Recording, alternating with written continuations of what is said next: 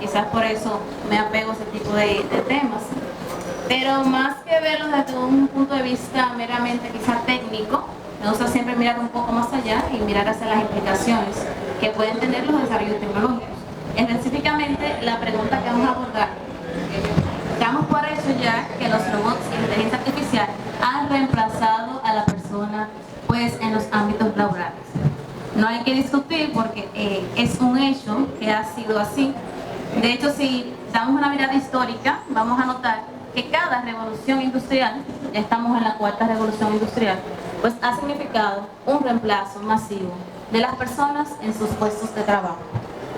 Pero ¿cuál es la parte nueva quizá que representa la inteligencia artificial? Quisiera acotar antes de empezar esa reflexión, es que el ser humano ha trabajado siempre la tecnología con la intención de mejorar el estado propio de tener la naturaleza, de construirse una sobrenaturaleza, como diría Ortega y Gasset, no para reemplazarse a sí mismo, sino para mejorar su estadio, su nivel de bienestar. Y cuando pensamos en la IA, nos sorprendemos porque ya estamos haciendo un gran cambio. Ya no solo los desarrollos tecnológicos han logrado reemplazar quizás actividades repetitivas y manuales, sino que también atenta contra nuestra característica distintiva frente a otros seres, que es la capacidad de razonamiento. Y nos preguntamos, hacemos una pausa, ¿es posible que realmente se pueda pensar, una inteligencia artificial pueda pensar igual que lo hace una persona? Entonces ponemos ahí, entre comillas, la posibilidad de que nosotros no seamos tan grandiosos como hemos siempre defendido en la historia de la humanidad. Analizar la IA hay que verla desde dos puntos de vista, desde el tecnófilo y el tecnófobo, como explicaba ya el profesor Edwin Santana al principio, en una ponencia previa. Bueno, me voy a pegar a la perspectiva tecnófila. Vamos a ver las bondades de la tecnología. Por un lado, en el aspecto económico, evidentemente, pues mejora el sistema productivo. ¿Qué quiere decir eso? Eso quiere decir que hay más ganancias para los propietarios, pero para la gente común también hay una mayor disponibilidad de recursos. Si pensamos en la primera revolución industrial, vamos a recordar que en ese momento histórico no había disponibilidad de textiles suficiente para cubrir a las personas. Inmediatamente se pasa de la producción artesanal, de una persona produce una pieza, a una producción masiva haciendo uso de maquinarias, pues evidentemente vamos a suplir una necesidad que no había forma de suplirla de manera artesanal. Así que en esa perspectiva vemos como el aumento de productividad sí mejora el nivel de las personas. Otro aspecto que surge en ese mismo momento es la mejora en la calidad. Cuando nosotros disponemos de un producto que solamente es vendido por un vendedor, no podemos exigir, o adquirimos el producto o no lo adquirimos, o compro esa computadora o no la compro. Pero ¿qué pasa cuando se amplía la oferta? Empezamos a exigir niveles de calidad, y eso se propicia también gracias a la implementación de la tecnología en el ámbito industrial. Otro aspecto también importante, que ya venía mencionando desde el principio, es que aumenta nuestro nivel de bienestar. No solamente de los ricos, también de los pobres. Recordemos que siempre se trabaja que cuando la copa se rebosa, le cae al de abajo.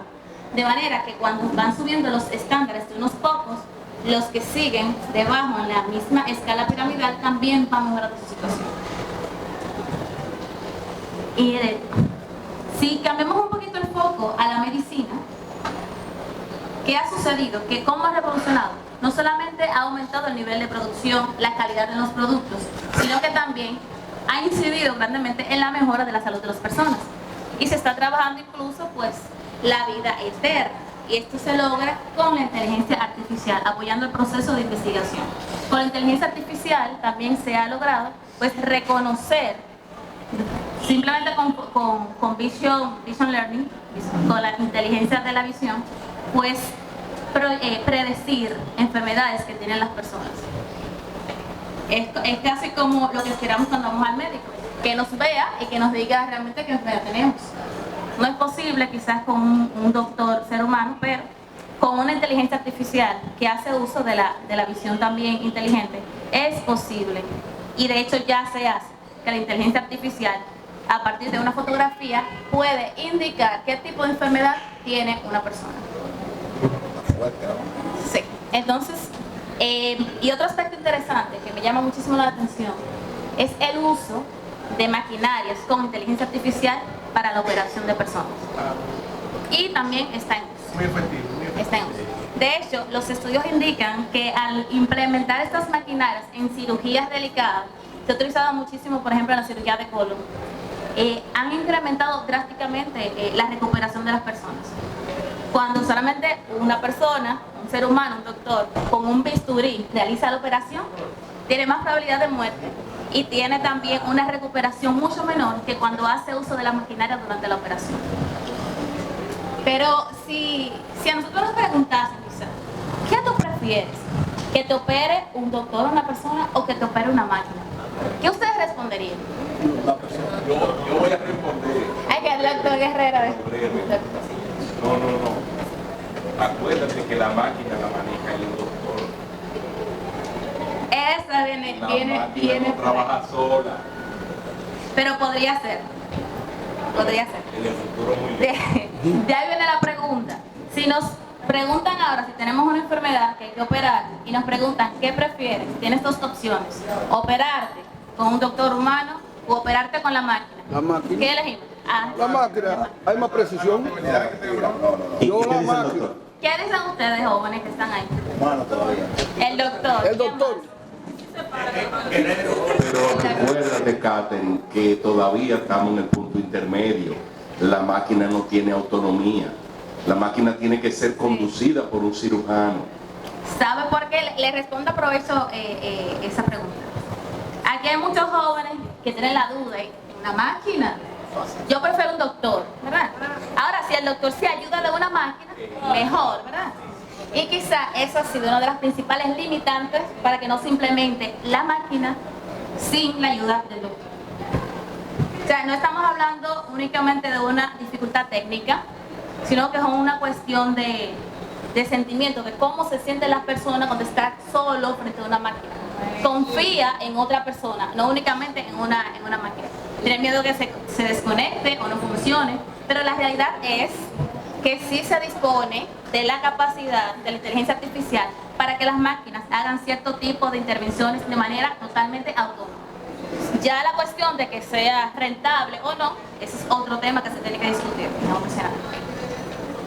Entonces, fíjense cómo nosotros, simplemente por temor o por desconocimiento, preferimos lo que ya conocemos, aunque las investigaciones hayan demostrado que cuando se utilizan este tipo de herramientas en el proceso de la salud, mejora drásticamente el bienestar de las personas. Tengamos eso en mente. Al respecto, recuerdo aquí que también se habló mucho de ChatGPT, todos lo conocen, me imagino, y lo utilizamos. De ahí que se sacan los Un chivos. informe, profesor. ChatGPT, hazme un informe y hacemos el informe. Todos los chivos lo están haciendo. Pero nos hemos preguntado, sí, nos beneficia, pero cuando nos dicen, óyeme, la inteligencia artificial va a acabar con los puestos laborales, porque al momento de utilizar ChatGPT no nos hacemos esa pregunta. La Organización Internacional del Trabajo ha proyectado que en los próximos años el 25% de trabajo de oficina va a desaparecer.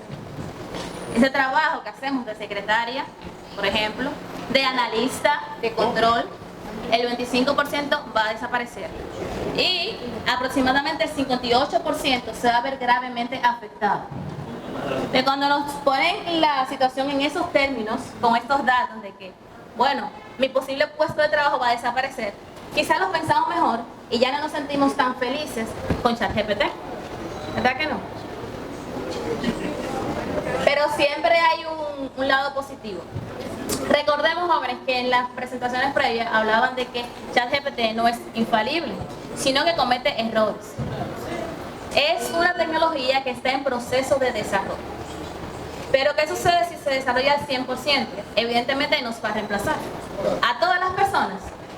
Nos reemplazará a todos. ¿Los va a reemplazar a ustedes? ¿Está ahí? No, eso depende. Vamos a ver qué pasa en el futuro. Va a depender, jóvenes, de nuestra capacidad crítica o de dar algo que la inteligencia artificial no pueda ofrecer. ¿Qué podemos ofrecer nosotros en nuestra situación de seres humanos? Que si nos cortamos nos duele, que cuando llevamos 12 horas de trabajo tenemos necesariamente que descansar, que tenemos que alimentarnos. Cuando comparamos esa rutina de vida, esas necesidades biológicas de una persona frente a una máquina que no le da sueño, que no se enferma, que es más preciso y más eficiente, produce mucho más en menos tiempo, ¿cuál va a ser la elección lógica de un empresario? ¿Contrata a una persona o contrata a un robot? Yo entiendo como que tú lo estás poniendo muy lejos. Lo que conocen de historia saben que para producir se necesitaba cientos y cientos de personas. Ahora la productividad o la producción no se necesita tantas personas. Una máquina te hace lo que hacía 100 gente y tú haces menos tiempo, produce mayor. Entonces, ¿a quién ha dejado atrás? Obviamente a las personas que no se han ido adaptando a los cambios. Los cambios son inminentes. ¿Y el servicio al cliente existía en esa época? No, realmente no existía. ¿Y la gente que te daba apoyo? No existían los negocios como tal para ofrecer esos servicios, pero en el proceso de la mano de obra especialmente, tiene que calificarse y prepararse para estar atento a lo que va a suceder.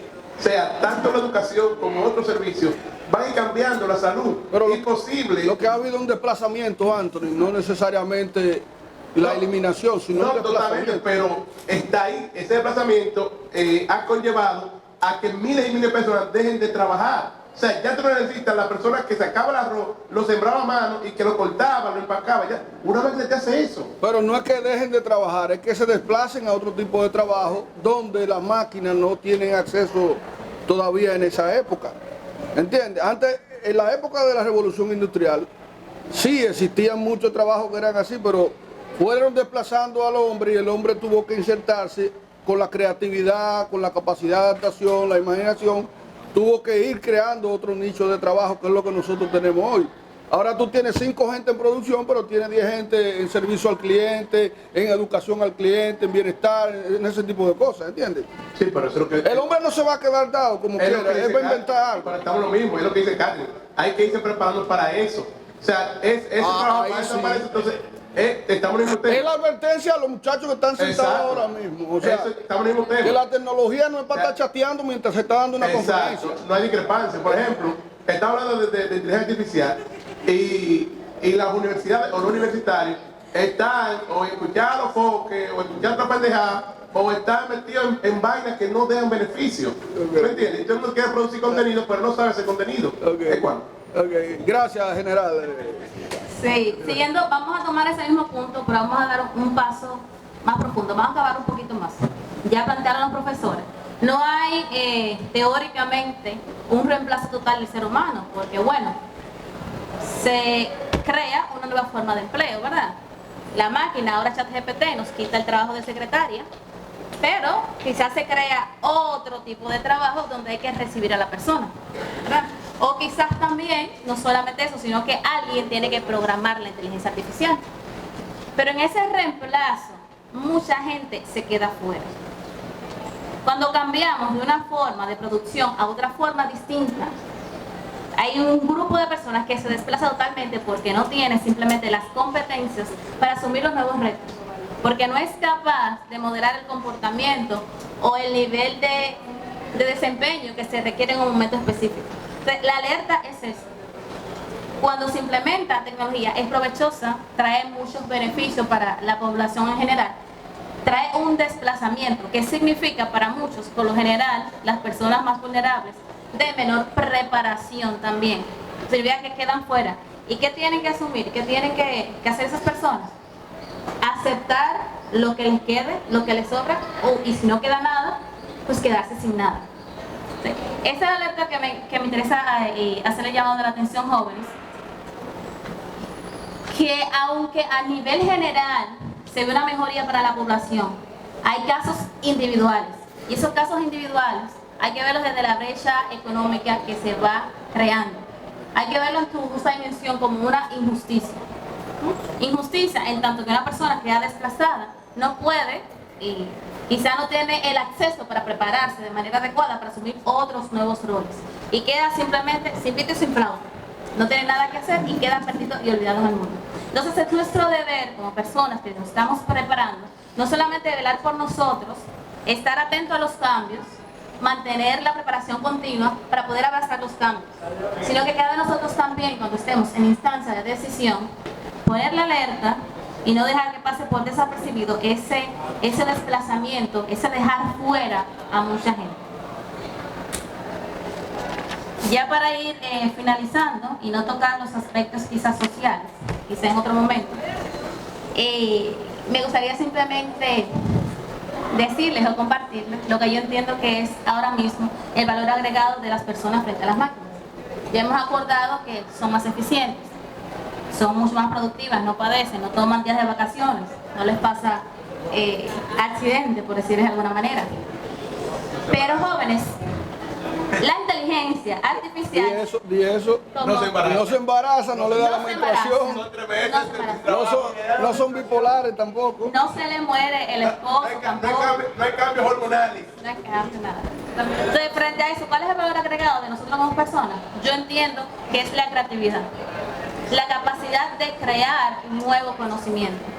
Que la inteligencia artificial y el desarrollo de máquinas, aunque son capaces de ejecutar actividades mejores que un ser humano, no son capaces de crear ni de diseñar nuevos procesos, de diseñar nuevas formas de ver el mundo. Hay tecnología AI ya que crea cosas de cero. Tú le puedes decir a Dell-E, por ejemplo, tú le puedes decir, créame un gato en el espacio en el estilo barroco, y te crea un gato en el espacio con 20 diferentes formas de estilo barroco. ¿Cómo tú implementas eso de que una tecnología moderna ya podría de alguna forma crear Me en encanta. comparación con un ser humano? Me encanta esa pregunta porque pareciera que la inteligencia artificial está creando, pero está creando lo ya creado. Ya tú bien lo dijiste, utilizando el estilo barroco. ¿Quién crea el estilo barroco en primera instancia? Somos nosotros, somos los seres humanos que creamos ese estilo. ¿Quién creó la pintura? Somos nosotros.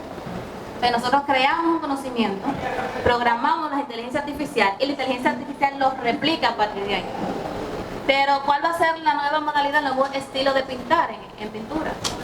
Yo dudo mucho que una inteligencia artificial que no tiene conciencia de sí mismo sea capaz de crear algo nuevo como lo puede crear cualquier persona, cualquier ser humano. Bueno, hasta aquí vamos a parar aquí y darle la oportunidad a alguien. Bueno, 5 minutos porque ya la colega ingeniera industrial ha abarcado mucho.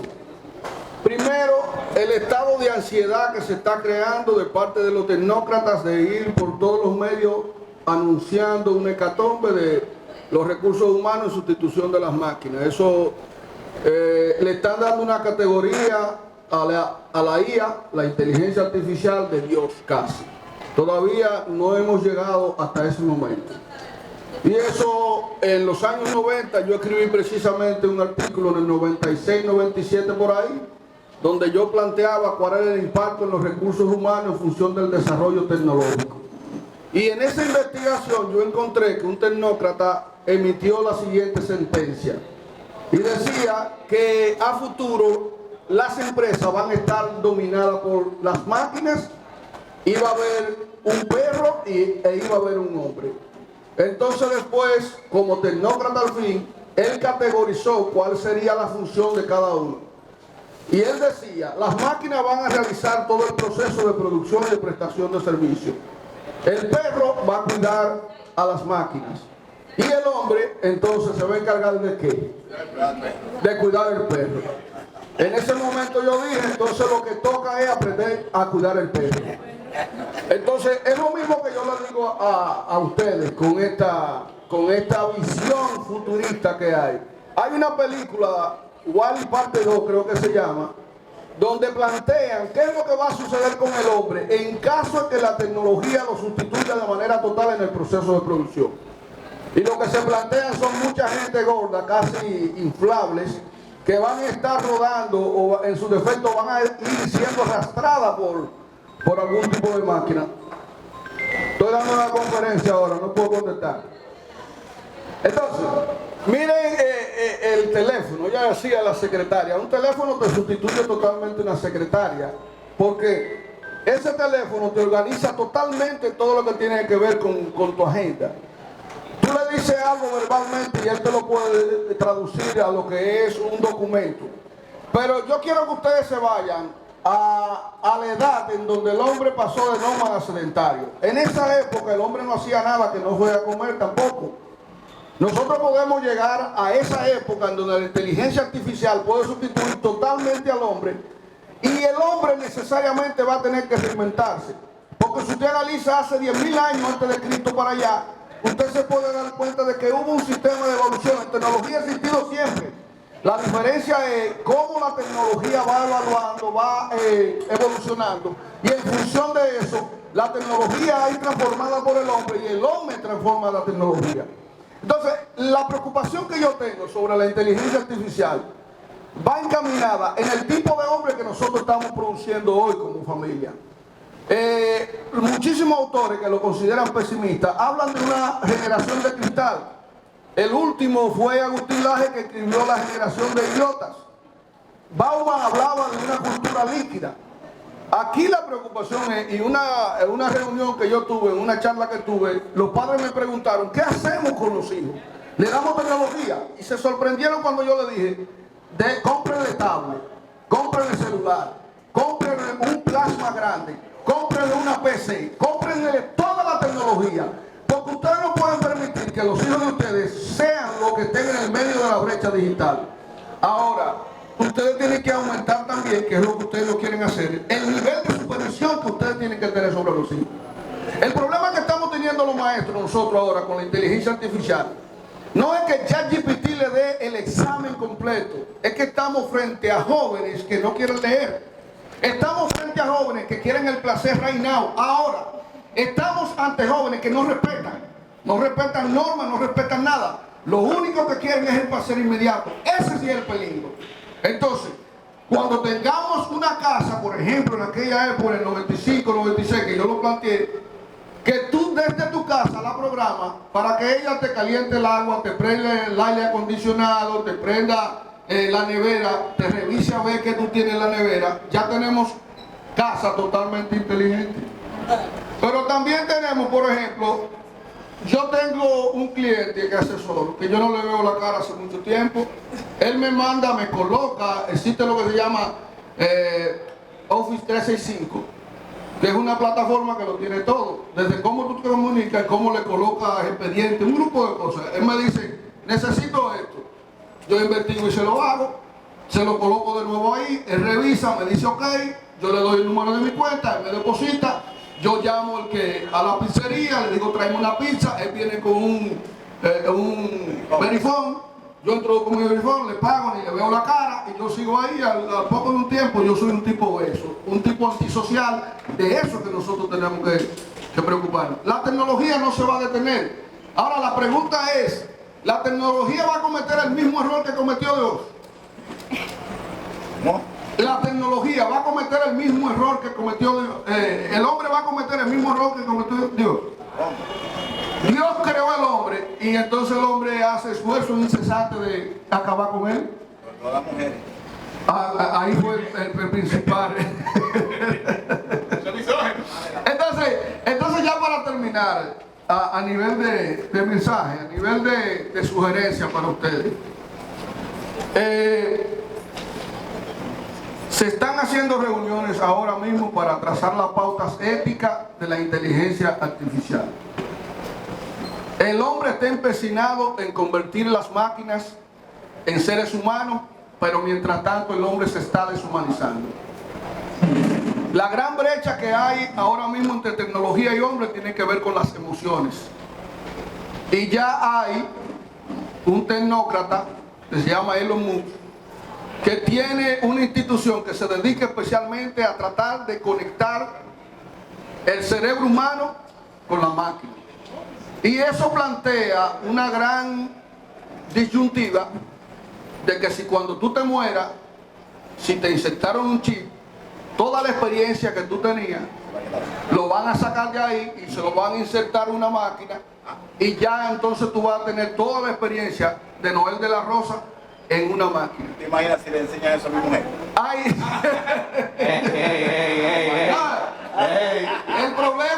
El problema de Víctor cuando veníamos para acá, que él me trajo, el problema de Víctor era que se están haciendo unos muñecos. Que se entierran. Se están haciendo unos muñecos ya, unos androides, con el aparato sexual incluido, lo que la mujer tenía como aparato sexual de, ¿cómo se llama esto? Para vibradores, ese tipo de cosas. Ya eso va a estar inserto en una anatomía de hombre. Y la preocupación de Víctor es que un día él llegue a la casa, ¿cómo él va a competir con ese robot que compró la mujer? ¿Cómo compito? Yo invierto, oigan esto, jóvenes, este pedacito ya para que se vayan a dormir y a hacer eso. Mira, oigan esto, oigan esto usted. A usted sola le voy a decir esto, a usted sola. Yo invierto diariamente en aproximadamente 2 horas revisando todas las redes sociales. Porque en las redes sociales ya, por ejemplo, yo recluto personas y ya la persona, yo reviso sus redes sociales para establecer más o menos su perfil de personalidad. Usted en la entrevista me dice, yo soy muy familiar, y cuando voy a las redes sociales, usted no tiene una sola familia, con una sola foto con su familia. Usted me dice que yo soy tímida, y cuando voy a sus redes sociales la encuentro bajando en un tubo de cabeza, haciendo esa vaina que hacen, ni que un striptease, una vaina de esa. Mata de coco. El mata de coco. Dice que usted es vagabunda, no, ¿cómo que se dice? Transitoria, que tú vives de lugar en lugar, ¿cómo se dice? De la vida alegre. No, bueno, que tú vives viajando y esa vaina. De alma libre. De alma libre, algo así. Y cuando voy a sus redes sociales, encuentro que usted nada más está en la 42, meneando la cabeza así. Lo que quiere decir que ya, y yo estoy trabajando con un programador para que usted solamente meta el perfil del puesto y me diga la persona adecuada en función de lo que dicen las redes sociales. Ahora, nosotros estamos, es buena. Y yo vivo permanentemente viendo a Bulín, viendo a la Mami Jordan, viendo a Amelia, viendo todo eso, porque esos son los influencers que están afectando, más que nosotros los profesores, la mentalidad de ustedes. El problema no es que ustedes consuman todo lo que le está dando la inteligencia artificial. El problema es que ustedes no se reinventen. Ustedes están muy seguros porque están diciendo, somos seres humanos y somos jóvenes y el Estado tiene que darnos empleo a nosotros. Hubo un empresario que cuando llegó ChatGPT, ¿cómo que se llama? ChatGPT, me dice, ya yo no te voy a necesitar porque esos procesos que tú me haces, ven a ver. Y entra ChatGPT y me dice, hazme un procedimiento para esto y para esto. Y cuando lo hizo, me lo entregó. Entonces yo le dije, dame yo sentando, te voy a encontrar todas las fallas para tu empresa, porque ChatGPT lo que tú buscas los genéricos. Y le demostré que ChatGPT no hace lo que yo hago. Entonces, después de él haberme cancelado, entonces él le dio para atrás, porque se vuelve y se lo repito, si el perro yo lo tengo que cuidar, yo lo que voy a aprender a cuidar perro. Así que muchísimas gracias, no se dejen matar de la inteligencia. Bien, preguntas. A los jóvenes, está hablando una persona capacitada en reclutación. Tomen eso como referencia. Cojan eso de verdad. Las redes sociales es un punto de referencia cuando uno busca empleo. Eso es cierto. Yo me toco esa parte. Donde te encontrar a la gente con una juca, con una vaina. ¿Usted va a dar una charla ahora de motivacional? No, le estoy diciendo que cuando acaba el profesor, está una bien. juca, una vaina, un vape, no iba para el colegio. Ok, está bien. No toman en cuenta. En la mitología griega existe la historia de Ícaros, el hijo del ingeniero que le formó alas y lo hizo volar.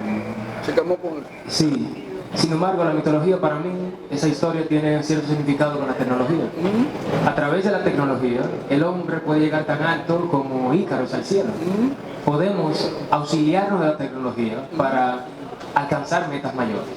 Tú mencionaste que ChatGPT te entrega resultados en segundos. El problema es que no lo estamos leyendo. Hay muchos que simplemente lo pasamos por alto, no leemos, no corregimos lo que dice y simplemente copiamos y pegamos. Inclusive, yo recuerdo haber visto un anuncio de ChatGPT que decía que un hombre que tenía un problema con su esposa y él le preguntó a ChatGPT como que haga una carta para reconciliarme con mi esposa. Y el mismo anuncio muestra como él copia y pega lo que dijo el sin ni siquiera leerlo. Y la esposa de repente le dice, ay, sí, y se reconciliaron. Pues tuvo efecto entonces. en el anuncio que es para vender ChatGPT. Ah, ok. Sí. Porque yo hice eso mismo con mi esposa y lo que hizo fue que acrecentó más el conflicto. Porque ChatGPT no sabe específicamente dónde que prende y apaga la esposa mía. Ustedes saben que esa computadora de las mujeres es una vaina de carajo. Si ChatGPT entiende a las mujeres, yo creo que sí avanzó mucho. Mi pregunta con eso es, ¿no deberíamos entonces, en vez de negar utilizar la tecnología, tú mismo estás a favor de que se use la tecnología, que no haya una brecha entre ellos? Sí. ¿No sería más bien aprender cómo usarla? Pero claro, sí, ahí es que está la clave. Ahí es que está la clave. Yo creo que sí, que hay que darle de todo a los niños, comprarle todo tipo de tecnología, pero vuelvo y te repito, el vacío de los padres del día de hoy que no quieren compromiso, el seguimiento. Hola. Hola. Desde que vengo por la esquina de la Pablo III, Ya lo sabes. estoy escuchando al maestro Noel Elías de la Rosa de los Santos. Noel de la Rosa y dije, ay, que me dé el tiempo para ir a firmar. Y ya yo supongo por qué está él hablando, porque dijo IA. Yo ni me atrevo a utilizar el término IA hasta que no tenga dominio total del mismo. Entonces, nuestros queridos muchachos en las aulas y los mismos docentes nos dejamos atrapar de las terminologías del momento. Por lo tanto, no se dejen atrapar, como le dijo ya en esta fase final el maestro Mar, de la chat GPT, ni de IA. Ustedes se han preguntado por qué se utilizan esos términos y qué refieren esos términos hasta santos. Porque si lo comienzan a utilizar sin conocer los diversos sentidos que envuelve, entonces ustedes se están dejando colonizar con los términos, porque somos esclavos de los términos que son conflictivos de por sí. Por ejemplo, maestro Mar, Noel, Sí. yo estoy escuchando en portugués a un verdadero neurocientífico, porque ahora en la universidad todo el mundo es neurocientífico, pero no tienen un laboratorio. Pues les digo, miren, hay una autoridad en Brasil llamado Miguel Nicolelli, que tiene 2 horas en YouTube de varias intervenciones donde él dice, suéltenme el término inteligencia artificial. Por eso es la pregunta mía al maestro Noel. Ese neurocientífico tiene un laboratorio, da clase en Estados Unidos y da clase en Sao Paulo, la capital financiera del mundo. Pero él reitera en cada conferencia, Miguel Nicolelli, que no se dejen atrapar del término, porque ChatGPT es la oficialización del plagio. Y estoy de acuerdo con lo que decía al final el maestro Noel. Oficialización del plagio, claro, compañeros. Inteligencia artificial, él concluye diciendo, ni es inteligencia ni es artificial, porque la inteligencia es propia de elementos orgánicos, dice él, para que ustedes vean otra versión, todo el mundo envolviéndolos, colonizándolos. Ay, inteligencia artificial, no estoy a tono porque mis llamadas no tengo un chatbot. Miren, colonización significa usar los nuevos términos sin saber la ideología que encierran. Y alienación también. Eso. Sí, mira, todo lo que acaba de decir la maestra Aybar es cierto, es verdad, perdón. Lo que dijo la maestra Catherine es verdad.